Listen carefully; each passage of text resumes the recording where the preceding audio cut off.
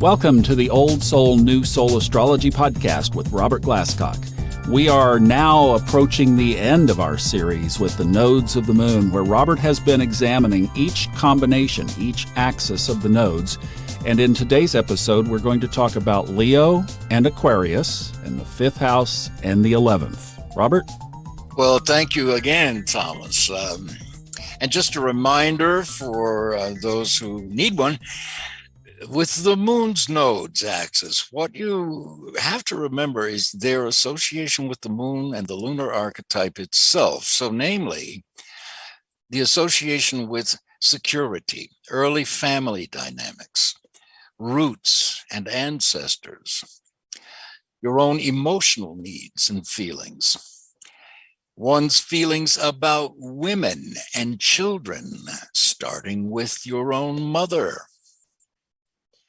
All right, so this axis at its deepest level shows a person's existential conflict, which is what I call it, because conflict is the only thing that motivates anybody. If something isn't wrong and doesn't need fixing or doesn't need discovering or doesn't need building, you don't do anything. So conflict is at the heart of drama. For example, writers know that. Without conflict, you have no drama.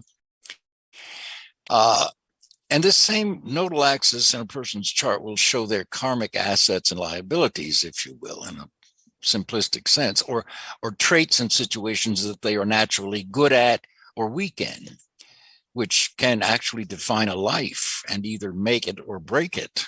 So here with Leo and Aquarius, or the 5th and 11th houses, the existential conflict, I think, lies in reconciling the needs for following your bliss, being true to your own talents, and being true to what brings you joy and pleasure and creativity, or living to please the group's or society's expectations. And again, with all the nodes axis, the ideal is to consciously find balance between both of these. So in this case, learning to serve society by following your bliss, finding a way to turn the things that you love to do, your natural interests and ambitions, and even a desire for public recognition, into a career that somehow benefits society at large. So the North Node in Leo can appear to be selfish to some people, totally wrapped up in its own pursuits and its own activities.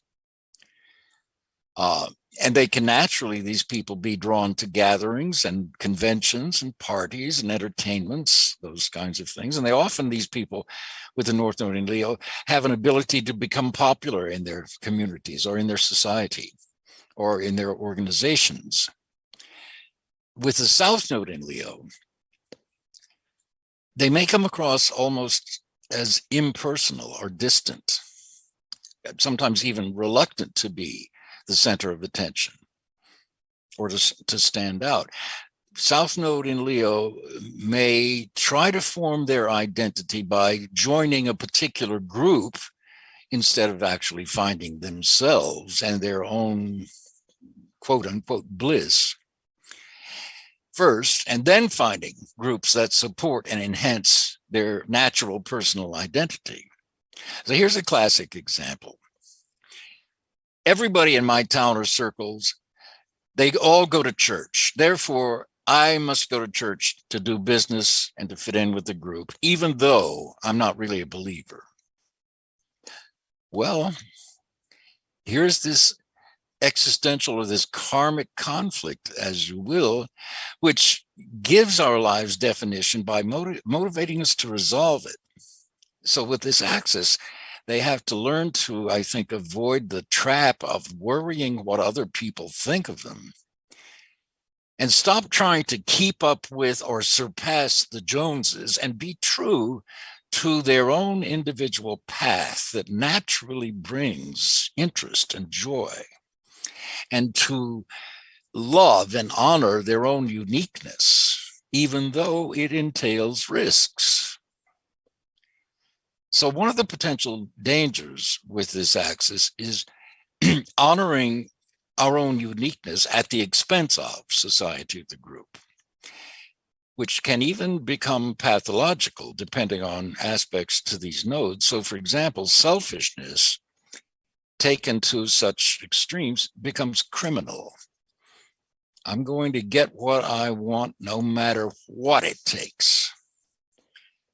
And now suddenly you're into a whole ethical dilemma, which has to do with pride, which is inherent in this nodal aspect too, axis too. But when you have an afflicted Leo Aquarius nodal axis, or 5th, 11th, they can actually become quite heartless and detached and cruel. And ultimately, of course, they will reap the natural end results of that kind of heartlessness. Now, when the North Node is in Aquarius or in the 11th house, the South Node is in Leo or the 5th house. Again, these are people who generally want to stand out in the crowd. They want to be different. And they can progress through natural and friendly interactions with a huge variety of unusual people and unusual groups from all spectrums of life. And yet their closest personal relationships may seem full of conflicts that can potentially seem to suck all the promise and hope and freedom out of life. So long-term commitments for the South Node in Leo, for example, long-term commitments and responsibilities involved with love and marriage and children can unconsciously feel smothering to the North Node in Aquarius, because that position inherently seeks variety and adventure and independence and constant innovations and new encounters. So the North Node in Aquarius can sometimes produce a sense of loving everybody in the world, but belonging to nobody. So you get these early marriages, which produce children, followed by a sense of increasing distance, emotionally and or sexually, and then a seemingly sudden divorce, and then off to a new life elsewhere. Rinse and repeat. So there's an old phrase, love with an open hand, and that is meant for this Moon's Nodes axis.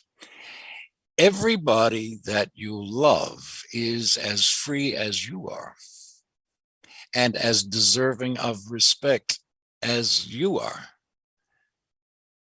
Respect them to follow their own bliss as they grow and change. Very frightening to some people, because there's always the risk that people will grow and change out of the relationship. But again, with this configuration, you support other people in being who they are instead of trying to make them into what you want them to be, and vice versa. And that's one of the big lessons of this karmic axis.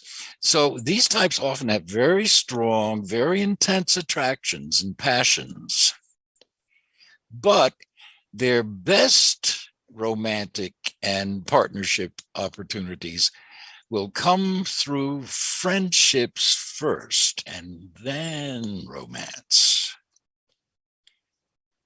And in fact, if their determination to belong to nobody doesn't ultimately make them loners, then learning that friendship will last sometimes longer than the romance does, that's okay too.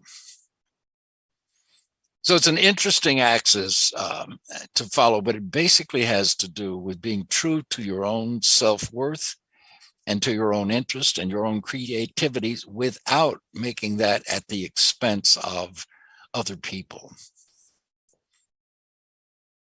Do you agree? I love what you said there. And do you agree with my assessment that I tagged the last episode with, saying that there's not as much difference in this axis as, for example, the last one that we did with Cancer and Capricorn. This one is really, as you were saying, at the root of both. You're being true to yourself. It's just who else is involved in that, playing out that drama. Yes, and I think the big difference here is that, for example, the Cancer Capricorn axis has to do with water and earth, which in Jungian psychology and analytical psychology water corresponds to the emotional type and earth to the sensing type or the sensational type, meaning physicalization of things, earth signs. Here you're dealing with Aquarius, Leo, it's a completely different kind of archetype. Fire, which in Jungian psychology is the intuitive type, and air, which in Jungian psychology is the intellectual type or the intellect type. So this is a much more detached, or capable of being detached axis than the Cancer Capricorn axis. So have I lost your question? What did you just ask? Basically, well, I was just saying that this one, because you have these two areas of independence, Aquarius is independent, Leo is independent. You're dealing with basically the same kinds of things. It's just a matter of who is on the other side of that independence. I think that is true.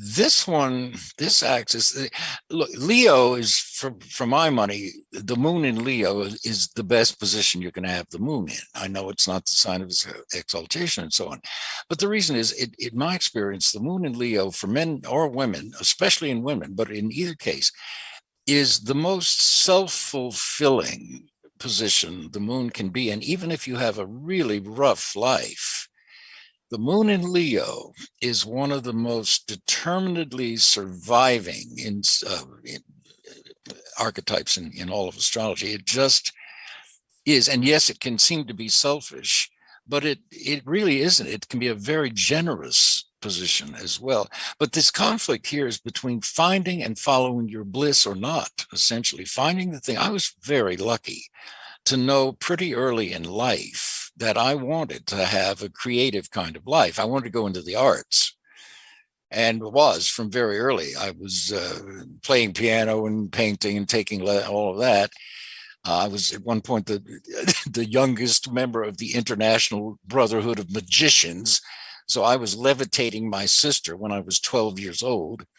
She didn't like it. But and then by the time I was 13 and we were on vacation, I announced to my family I was going to live in Los Angeles when I grew up, which I did. And I wanted to go out there to be an actor. So that was creative. Then suddenly astrology discovered me, and this just took me over because it fascinated me. Even though I was skeptical, I thought, look at this, it works. And then I became a television writer for 15 years. So all three of those were bliss to me, and they still are. So I knew the risks, and I think it's probably one of the big reasons I didn't get married and had children, although I lived with somebody else's children for a while. And I'm glad that I didn't, because I would have resented it. I don't have this axis, but it's the same type of thing about identifying, being true to yourself and following your bliss, or living for the group. And if you are one of those people that is searching for a group to give you or give your life identity before you have figured out what your bliss is, you could be in trouble, because then you're trying to make your bliss conform to the group. That kind of dilemma, which I think is a little different than the Cancer Capricorn axis, which really has to do with security. Yeah, whole different animal, isn't it? This is more risk-taking. Right. Polarity, yeah, in that sense. Does that make sense? It does. And as you were saying that, I'm thinking, wow, well, it's interesting, because what you just said about the family and that whole dynamic of the family is exactly what we talked about with Gemini, Sagittarius, also air, fire. Yes.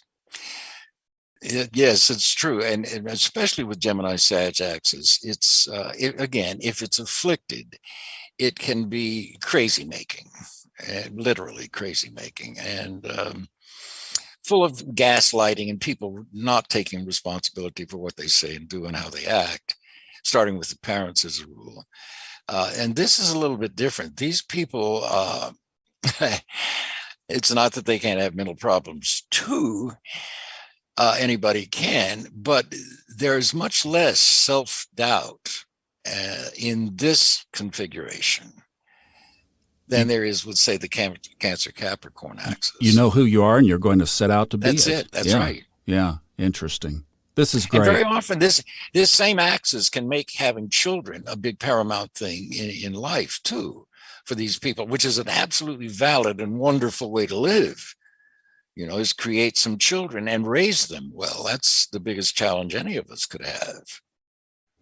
So, no, I appreciate what you're saying, though. Well, and the other thing that's coming together as a theme in this series is obviously understanding these axes in our own life. So we have to look at two pairs. We mentioned that from the beginning. You're going to look at two pairs, where your north node is and where your south node is.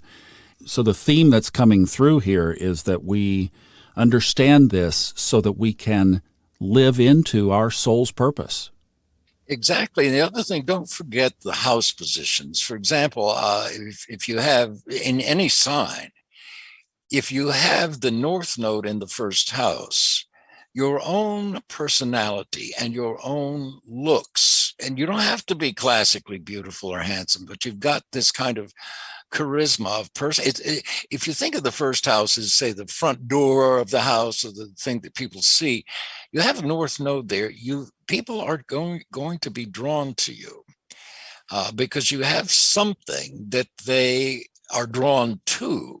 So there's usually a kind of magnetism and personality and force of personality with the north node in the first house that makes your personality a prime component of your success in life. Conversely, if you have the south node there, you have personality faults that are surrounded by the sign archetype of that south node in the first house that you need to work on, because those are karmic weaknesses. You may be totally unaware of it. Most of us are unaware of how we come across. But with the south node in the first house, you need to be very conscious and spend a little time thinking about, okay, I've got the south node in the first house in this particular sign. It means I'm so-called weak in this area. Karmically, I misused or misunderstood or neglected these sign traits. So I need to develop those in my life, because if I don't, their negative side, the negative side of this sign archetype, is going to be showing up through my personality and will undermine me if I'm unconscious of it. So that's another way to look at it. Excellent, excellent, excellent. All right, we will be back in the next episode to wrap up this series with Virgo and Pisces. And after we have completed this series, we will have a PDF available. It will summarize this information and can be a reference resource for you to look at as you are reading the nodes of the moon, whether for yourself or for somebody else. And yes, Robert is booking readings, and yes, they are filling up. But contact him through his website, Glasscock 4 site, SIGHT.com. There's also a direct link to his contact page in the show notes. Thank you so much for listening, and thank you for your wonderful comments and 5-star reviews in Apple. We'll see you next time on the Old Soul, New Soul Astrology Podcast with Robert Glasscock.